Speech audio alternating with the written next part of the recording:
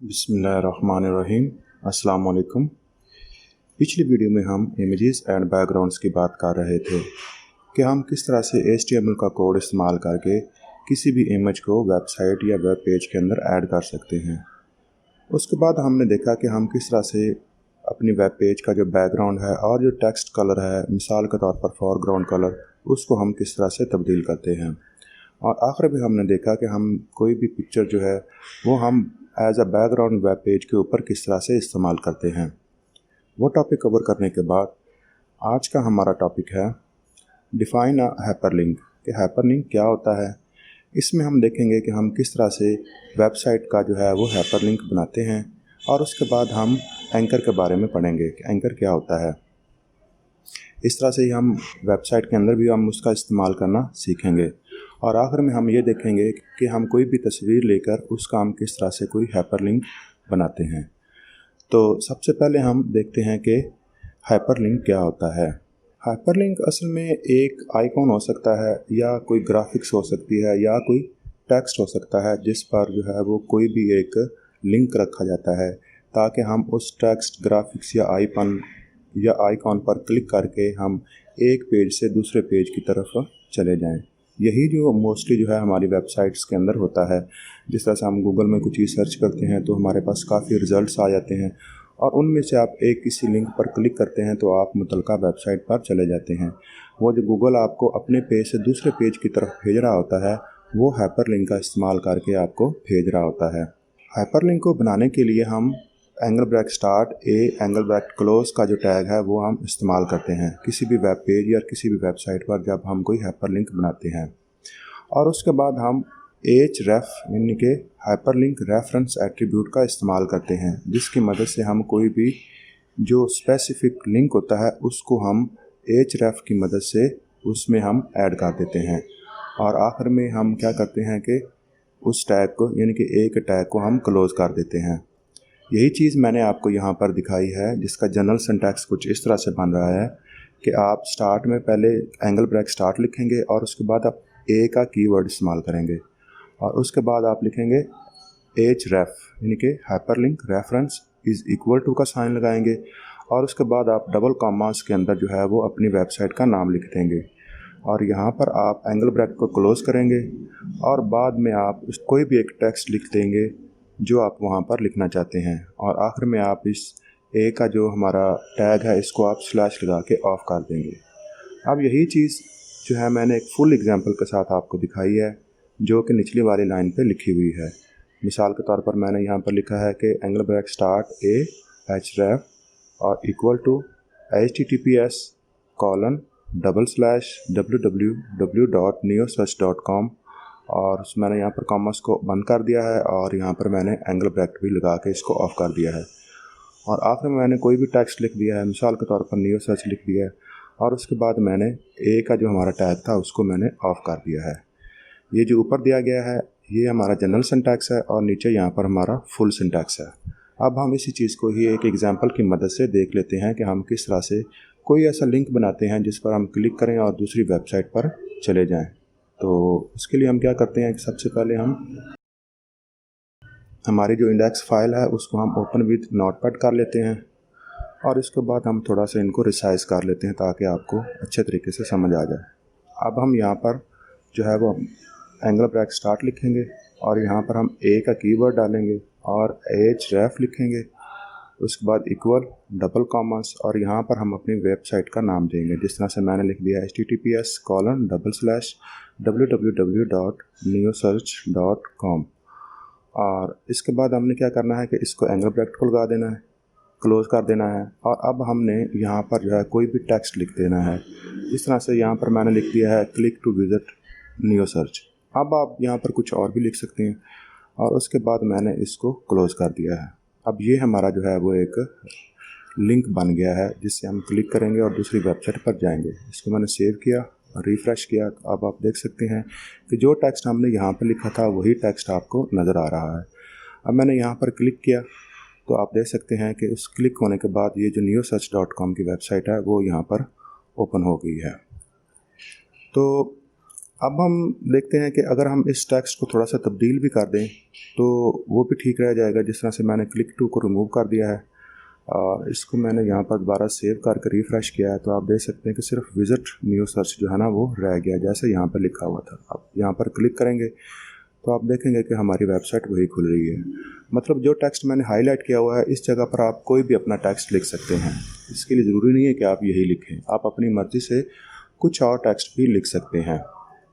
तो इसके बाद हमारा अगला टॉपिक है डिफ़ाइन एन एंकर का। एंकर असल में क्या होता है कि बाज़ का ऐसा होता है कि आपका पेज जो वेबसाइट का होता है वो काफ़ी लंबा हो जाता है। तो जब आप कोई भी यूज़र उसको स्क्रॉल करता नीचे चला जाता है तो वो वापस टॉप पर आना चाहता है। तो एक तरीकाकार ये है कि वो दोबारा स्क्रॉल अप करता हुआ ऊपर जाए, या आप एक ऐसा वहाँ पर लिंक डाल दें कि वो वहाँ पर क्लिक करे और डायरेक्ट ही वो टॉप के पेज पर, आपके पेज के टॉप पर वो चला जाए। तो इसका जो जनरल सिंटैक्स है वो कुछ इस तरह से है कि हम सबसे पहले हम एंगल ब्रैकेट स्टार्ट और ए लिखेंगे और उसके बाद हम एज रेफ का जो कीवर्ड है वो इस्तेमाल करेंगे और उसके बाद इक्वल टू और डबल कॉमास के बाद आपने यहाँ पर हैश का सिंबल इस्तेमाल करना है, ये मस्ट है। और टॉप का जो कीवर्ड है ये भी मस्ट है, ये मतलब आपने ऐसे ही लिखना है और उसके बाद आपने कॉमास को क्लोज़ कर देना है और एंगल ब्रैकेट क्लोज़ कर देना है। अब यहाँ पर टेक्स्ट लिखा हुआ है, यहाँ पर आप अपनी मर्ज़ी से कुछ भी लिख सकते हैं। मतलब यहाँ पे लिख सकते हैं आप go to top of the page, click to top of the page, मतलब कुछ जो भी आपका टेक्स्ट है आप यहाँ पर लिख सकते हैं। एक टैग को यहाँ पर हम क्लोज़ कर देंगे। अब हम इसी चीज़ को जो है ना वो एक मुकम्मल सिंटैक्स के साथ देखते हैं। जिस तरह से आपको नज़र आ रहा है कि मैंने यहाँ पर जो हमारा टेक्स्ट था उसकी जगह पर मैंने गो टू टॉप लिख दिया है, बाकी हमारा तरीकाकार वही है। अब हम इस चीज़ को एक एग्जांपल की मदद से देख लेते हैं कि हम इसको किस तरह से इस्तेमाल करते हैं।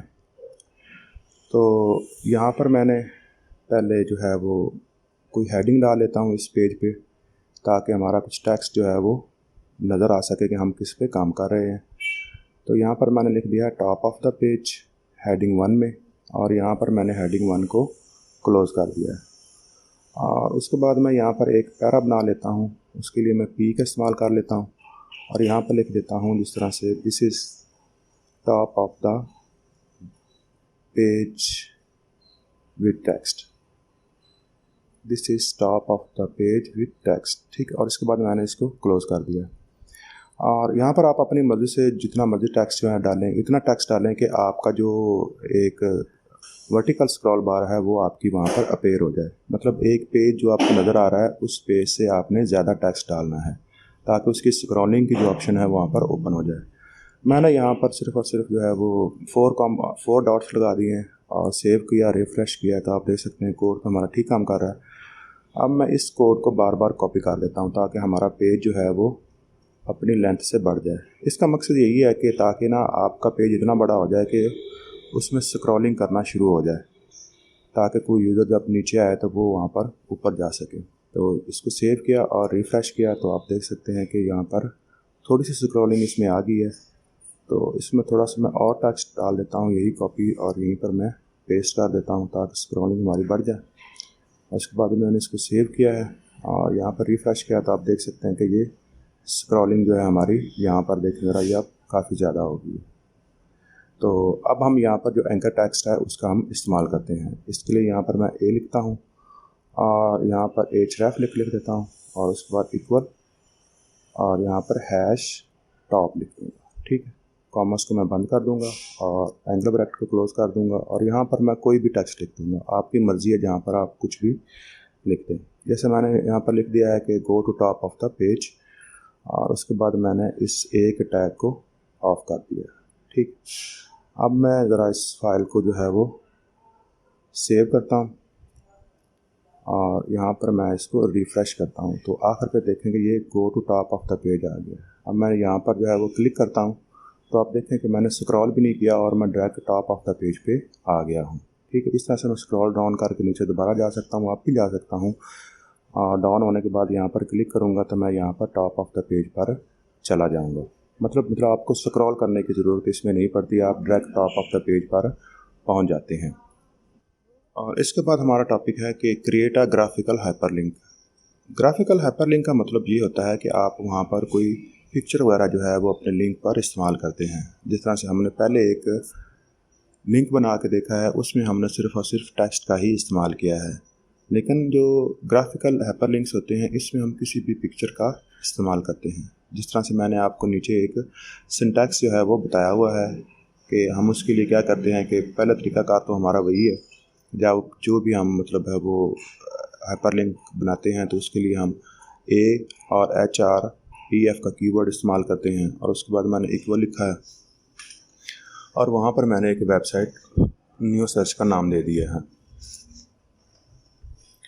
और उसके बाद हमने वहाँ पर इमेज का इस्तेमाल करना है। तो इमेज का जिस तरह से हम पहले पढ़ चुके हैं कि इमेज में क्या होता है कि पहले उसमें सोर्स होता है कि कहाँ से वो इमेज आपकी आ रही है, और उसके बाद आप उसकी हाइट और विड्थ और आल्ट वगैरह और बॉर्डर वगैरह का आप इस्तेमाल करते हैं। मतलब जो हम इमेज के टैग में जो तरीकाकार हम इस्तेमाल करते हैं वही तरीकाकार जो है हम वहाँ पर यही बार भी इस्तेमाल करेंगे। अब इससे कोई फ़र्क नहीं पड़ता कि आप पहले विड्थ लिख दें या पहले आल्ट लिख दें या पहले बॉर्डर लिख दें, इसका कोई मसला नहीं है। ये जो स्विचेज़ हैं इसको आप आगे पीछे भी कर सकते हैं। तो जिस तरह से यहाँ पर मैंने पहले आल्ट लिख दिया है विजिट न्यू सर्च, और उसके बाद मैंने विड्थ लिख दिया है, फिर मैंने हाइट लिख दी और फिर मैंने बॉर्डर लिख दिया है और आखिर में मैंने इसको क्लोज़ कर दिया है। अब इस चीज़ को जो है हम एक प्रैक्टिकल की एग्जांपल से भी देख लेते हैं। तो उसके लिए सबसे पहले मैंने ए लिखा है और उसके बाद मैंने href लिखा है और इक्वल टू का सिंबल डाल दिया है, और यहाँ पर मैं वेबसाइट का नाम दे देता हूँ https://newsearch.com। और इसके बाद हम क्या करेंगे कि इसको क्लोज़ कर देंगे और यहाँ पर हम एक नया एंगल ब्रैकेट स्टार्ट करेंगे और उसमें हम इमेज का जो तरीकाकार है वो इस्तेमाल करेंगे। तो इमेज के लिए सबसे पहले हम सोर्स को लिखते हैं और उसके बाद हम उस सोर्स का एड्रेस दे देते हैं। मिसाल के तौर पर एक यहाँ पर मेरे पास पिक्चर पड़ी है डेस्कटॉप पर, न्यू सर्च की नाम पे वो पिक्चर है। तो इसका मैं एड्रेस यहाँ से कॉपी कर लेता हूँ, इसकी प्रॉपर्टी में जाता हूँ और इस लोकेशन को मैं यहाँ से कॉपी कर लेता हूँ। और कॉपी करने के बाद मैं दोबारा अपने नोटपैड में आता हूँ और यहाँ पर मैं उसको पेस्ट कर देता हूँ और यहाँ पर एक और स्लैश लगा देता हूँ, और उसके बाद मैं इसका जो नाम है पिक्चर का उसको मैं यहाँ से कॉपी कर लेता हूँ और यहाँ पर आके मैं उसको पेस्ट कर देता हूँ, और उसके बाद मैं यहाँ पर डॉट लगाता हूँ और इसके बाद मैं इसकी एक्सटेंशन देखता हूँ कि इसकी एक्सटेंशन क्या है। तो इसकी एक्सटेंशन है PNG। ठीक है, अब मैं इस PNG को यहाँ से कॉपी कर लेता हूँ और ये आपने लाजमी एक्सटेंशन लगानी है, और उसके बाद यहाँ पर मैं इसको पेस्ट कर देता हूँ। एक डॉक्टर ज़्यादा आ गया, इसको रिमूव कर देता हूँ। अब यहाँ पर मैंने एक चीज़ मिस की है, अब आप सोचें कि वो मैंने क्या की है। ठीक है, मैं इसको आखिर में जाकर आपको बताता हूँ कि मैंने यहाँ पर क्या मिस किया है। और उसके बाद मैं यहाँ पर आल्ट लिख देता हूँ और आल्ट के बाद मैं लिख देता हूँ click to visit new search. ठीक है, और इसको मैं यहाँ पर क्लोज कर देता हूँ और उसके बाद यहाँ पर मैं इसकी विड्थ सेट कर देता हूँ। मिसाल के तौर पर विड्थ मैं लिख देता हूँ यहाँ पर 100, और इसके बाद मैं यहाँ पर जो है इसकी हाइट वो लिख देता हूँ। हाइट मैं लिख देता हूँ वो भी चलें 100 ही कर देते हैं ताकि ये इक्वल आपको नज़र आए। और उसके बाद मैं यहाँ पर इसका बॉर्डर लगा देता हूँ। ये आप ना भी लगाएं तो कोई मसला नहीं है, लेकिन आप प्रैक्टिस के लिए मैं इसको यहाँ पर 1 लगा देता हूँ और उसके बाद मैं इसको यहाँ पर क्लोज़ कर देता हूँ। ठीक है, अब ये चीज़ हमारी यहाँ पर पूरी हो गई है। इसको सेव कर लेते हैं और इसको हम ज़रा रिफ़्रेश करते हैं। तो रिफ़्रेश किया तो हमें पता चला तो हमारी तस्वीर जो है वो तो नज़र ही नहीं आ रही। मतलब हमने क्या मिस किया था। दोबारा गौर से देखें इस कोड को कि हमने यहाँ पर क्या मिस किया है। जी हाँ, हमने यहाँ पर इक्वल का साइन जो था वो मिस कर दिया है। अब हम यहाँ पे इक्वल का साइन लगाते हैं, दोबारा सेव करते हैं और इसको हम रिफ़्रेश करते हैं तो देख लें कि यहाँ पर वो पिक्चर जो है जो डेस्कटॉप पर पड़ी थी वही आपको नज़र आ गई। अब यहाँ पर हम क्लिक करते हैं। क्लिक करेंगे तो आप देखेंगे कि हमारा जो पेज है वो newsearch.com का ओपन हो रहा है। ठीक है, तो इसको हम दोबारा भी देख लेते हैं। देखें यहाँ पर बैक आया, क्लिक किया और ये देखें हमारी वेबसाइट यहाँ पर दोबारा फिर से ओपन हो गई है। तो इस तरह से हम किसी भी ग्राफिकल हाइपरलिंक का जो है वो इस्तेमाल कर सकते हैं। तो आज की वीडियो में हमने देखा कि हाइपरलिंक क्या होता है और इसको हम दूसरी वेबसाइट के साथ कैसे एक पेज को दूसरे पेज के साथ जो है वो हम जोड़ते हैं या उनके दरमियान हम हाइपरलिंक क्रिएट करते हैं, और उसके बाद हमने एंकर के बारे में देखा। और हमने ये भी देखा कि हम एक पेज के अंदर जो है हम या एक वेबसाइट के अंदर जो है हम वो किस तरह से एंकर का इस्तेमाल करते हैं। और आखिर में हमने एक ग्राफिकल हाइपरलिंक भी बनाकर देखा। तो आज की वीडियो हमारी यही तक थी। इसके मुतालिक अगर आपके पास कोई सवाल है तो मुझे कमेंट सेक्शन में बता दीजिएगा। अपना बहुत ख्याल रखिए। अल्लाह हाफ़िज़।